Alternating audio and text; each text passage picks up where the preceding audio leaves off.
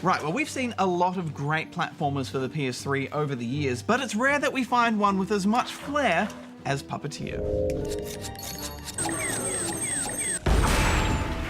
Just destroyed Kutaro! Puppeteer really has a lot of fun with its old-fashioned stage play setting, doesn't it? I just love the way those wooden sets pop up dramatically. Did you hear that, dear? Then get your Heidi in gear! And there are so many nice little details, like being able to see all the chiseled wood grain on the characters, or the spotlights that follow the characters around. They even have an imaginary little audience that laughs along with the action on stage. There, the witch's bloomers.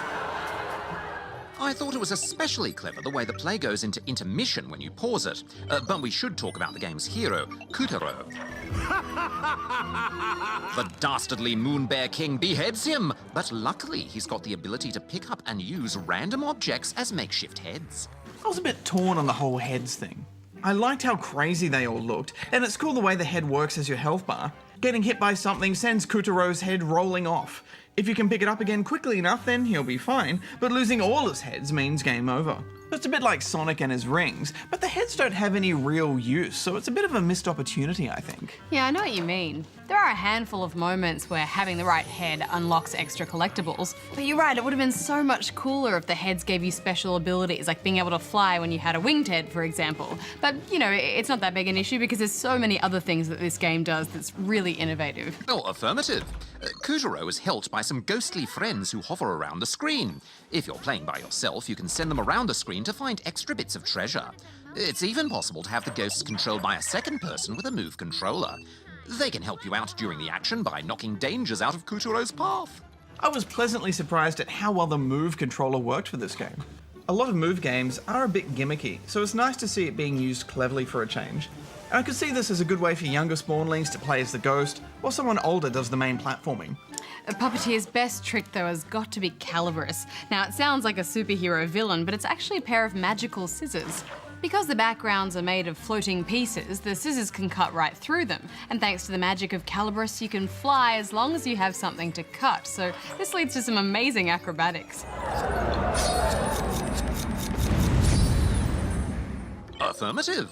The Calabrus is particularly effective when you're fighting the game's bosses. These huge, hulking creatures might look scary, but they're often held together by cloth, which is a bad idea when your game's hero packs a pair of giant scissors.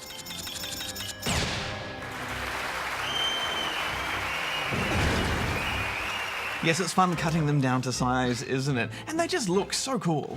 Just look at this cat boss. It takes up most of the screen. Awesome. And in general, it's such a good looking game. Every set and character feels really unique and is packed with loads of personality. Stop that!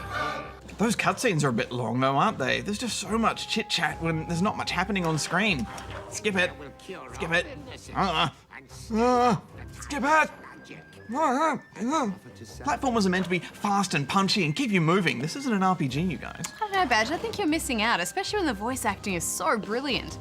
Onward, ye knaves! The bear shall pay the price for his crimes. I mean, they've clearly put a lot of work into creating those larger-than-life personalities that you'd find in a comedic stage play. And I think it's wonderful that after decades of platformers, they're still finding new and fresh ways to take on this genre. So I'm giving it 8 out of 10. I love the look of this game. It's got so much style. I gave it 7 out of 10 rubber chickens.